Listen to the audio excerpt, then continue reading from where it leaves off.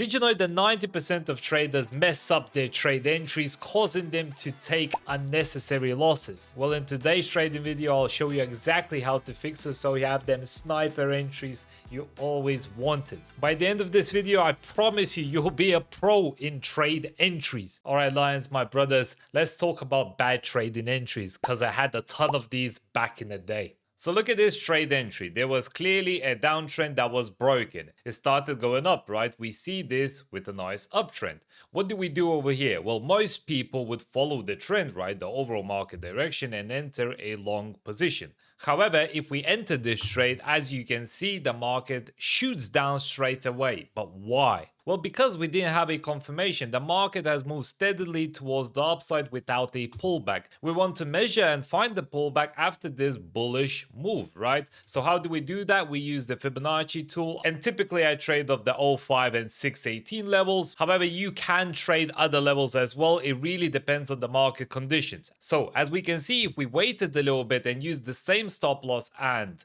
maybe even a bigger target profit, since we want to target the top level over here, we could have had an amazing trade opportunity. I can pretty much guarantee it. So let's say what happened next, and it kept bouncing off the Fibonacci line and eventually hits our target profit low. So this is the most common problem. People enter too early somewhere over here, get stopped out, and then they see their trade going and running towards their initial direction where they thought they would make money. So in this video, we'll fix that. But first, let's take a look at another trade entry example. Now, right, here's what happens when you enter too late. Look at this. The move has already happened. So this basically happens when you chase the trade. Look at this. It starts going down and you really have to have a big stop loss. Let's say 100 pips. Let's say 70 pips, you would get stopped out. So you need 100 pips stop loss at least to keep this trade going. And then maybe eventually it will go towards the upside and you may become profitable after maybe 7 days of holding the trade in the minus. This is what I consider a late entry. You never want to get stuck with massive drawdown before you see some profits. So for these trade entries, the main problem is no system and no rules to follow. And trust me, guessing in the financial markets will always punish you. You will always lose money. So we need to fix that. So let's define a perfect entry. What makes a perfect entry? Well, it's simple. It's the smallest risk possible for the highest reward. Right? So here's a good example from my VIP trading group. I sent this trade out on 13th of March. As we can see, Euro Japanese yen was trending towards the downside. We needed to see where it's gonna pull back, right? So the pullback was about to happen. The 05 to 618 Fibonacci level. I knew that the overall market direction is bullish. And as we saw, even though it started dipping down for the last couple candlesticks, our stop loss hasn't been hit. Why? Because we used our average true range indicator. It measured our volatility, right? So if we measured our volatility correctly and found confluence with the Fibonacci lines, I knew that likely this dip on the 4-hour time frame won't last long, and that's important when trying to get these sniper entries. And as you can see, after bullish engulfing candlestick started going up and we retested the previous area top. This is a perfect sniper entry, or near perfect. I mean, a perfect one wouldn't even go down to the stop loss level, but as long as you have confluence in between somewhere as a nice support in this case, you are good to go. So this is exactly the kind of entry we would be aiming for. So let's break it down step by step. Here's a good example I sent from my VIP trading group. So I typically swing trade, so I only look at the 4-hour and daily time frames. You always want to take trades in the same direction. So 4-hour and daily is trending down at the moment. So I want my entry to be specifically a short or a sell trade. After we identify the trend, we need to find confluence, right? Support and resistance areas. I typically like to use pivot points, specifically monthly, to confirm whether the higher time frame support or resistance has been broken. In this case, the 4-hour time frame is telling me our pivot point has been broken, which is a bearish signal. Then simply I draw my Fibonacci line from top to bottom just to see if it aligns with all of my analysis. And as we can see, there was a nice move towards the upside just over here. I'm expecting a reversal.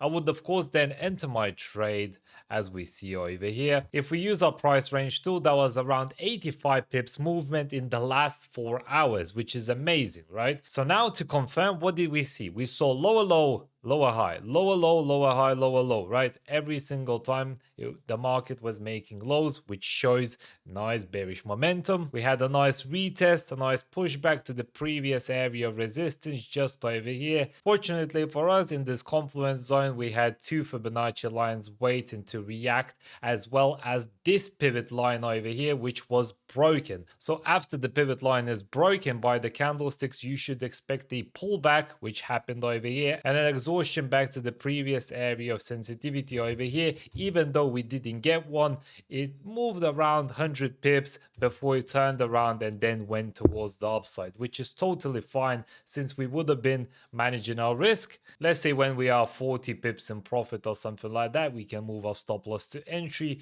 to not be scared to hold the trade further, and then we could have potentially maximized to 104, 105 pips profit until it eventually found some bullish pressure and started a new trend towards the upside. But the overall perfect entry concept remains the same. It's just overall market direction and confluence. That is all you need.